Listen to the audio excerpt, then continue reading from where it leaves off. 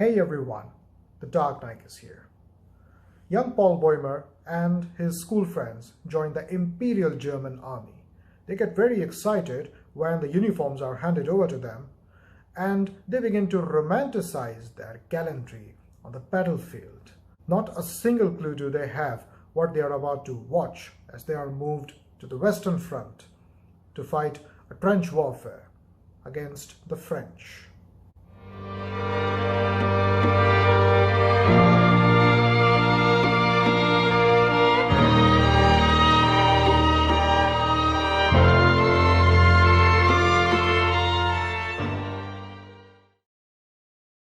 In 1928, the German novelist Erich Maria Remarque published Im Westen nicht Neues based on his experience when he joined the army to fight the Great War.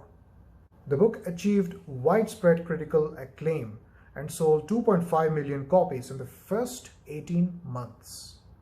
2 years later, the book was adapted into an American film, All Quiet on the Western Front.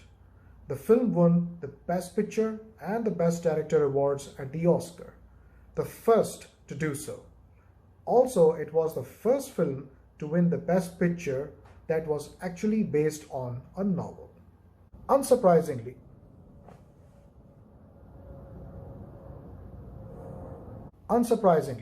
the author was declared unpatriotic by the government in the following years. His books were banned, removed from the libraries, and burned. There had never been a film produced in any part of the world that adapted this novel, until none other than a German film production decided to adapt it. All Quiet on the Western Front is based on the final events of the First World War, dramatizing blood-boiling, painstaking action sequences that reflect the mental and physical trauma the German soldiers faced and suffered. The most successful point about this film is that it is a period film that magnificently establishes and serves its purpose as an anti-war film. Usually, the films based on war try to glamorize the heroics of one and satanize the other. Some war films focus on basing the film on a depressive note, highlighting a tragic story that suffered during the war. But the essence of this film lies on the negative nature of the war. This film successfully proves that war brings no hope, but despair. All Quiet on the Western Front is extremely human, with a realistic approach towards mannerism and wants. For example, a few soldiers happen to witness some French woman walking in the fields.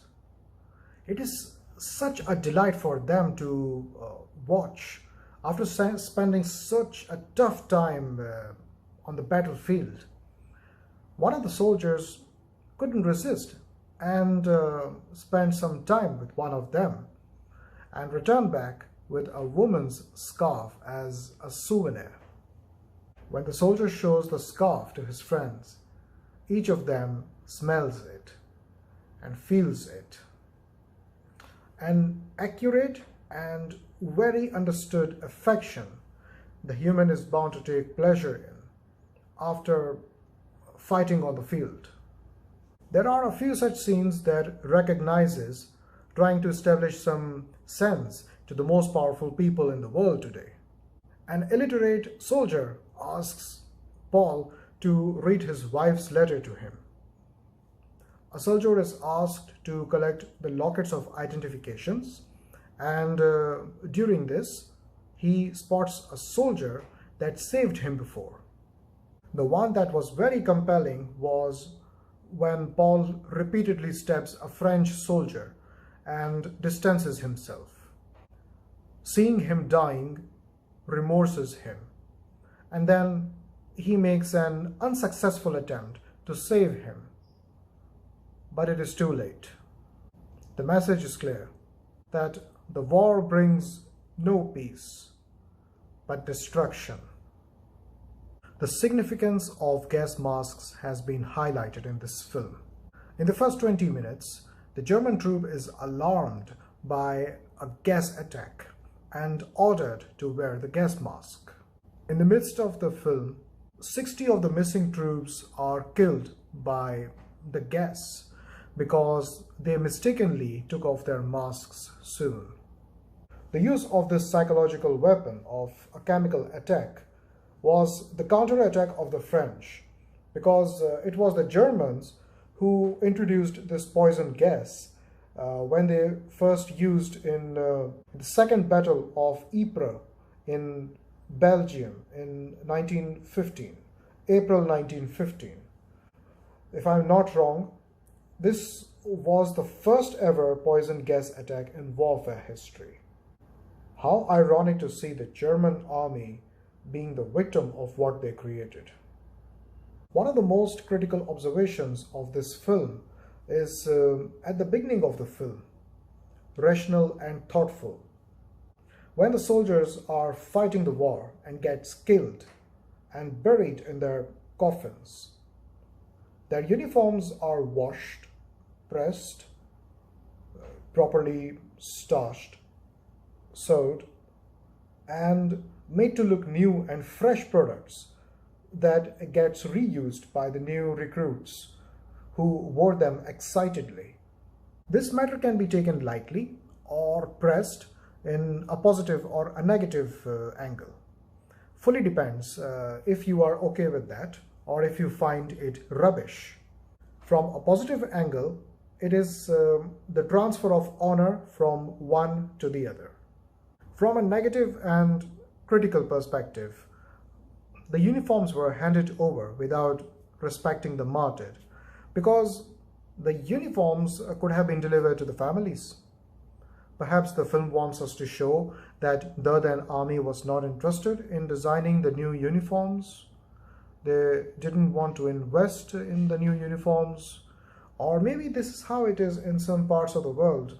I don't really have knowledge about it. But in all honesty, I feel that the uniform of the martyred either should be handed over to his family or bury the martyred in that uniform.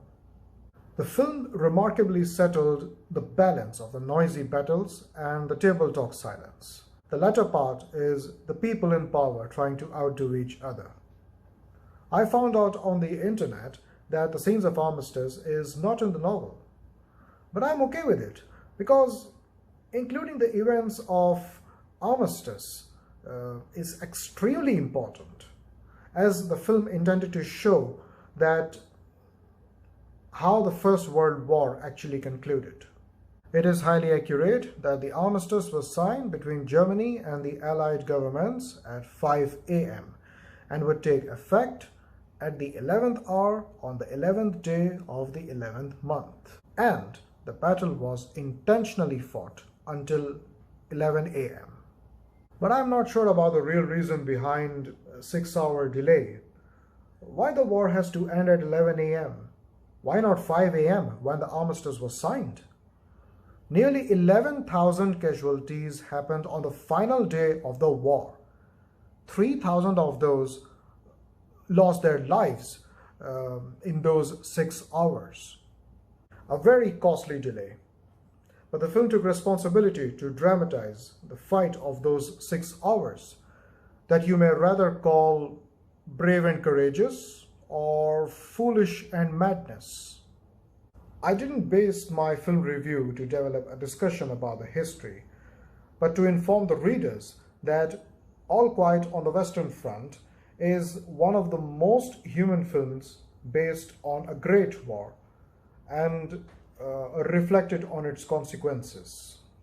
An anti-war film that does not allow to glamorize heroism, but rather dramatizes it as the need of the hour.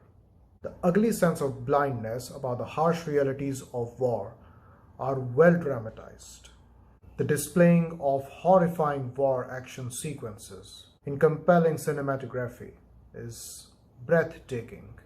This film would have looked more realistic if it was directed in monochrome. One of the biggest achievements of the film is that, despite the fact that it is a German film based on the Imperial German Army, the audience is not going to distinguish it, but consider it as a loss to humanity, showing no concern about what side you are on. The film is a dead man's poetry that flew away and sunk into the mud. It is one of the most honest presentations of the tragic human face of fighting soldiers that died in the most brutal fashion, with a picture of his wife and his kids in their pockets. I'm Knaik.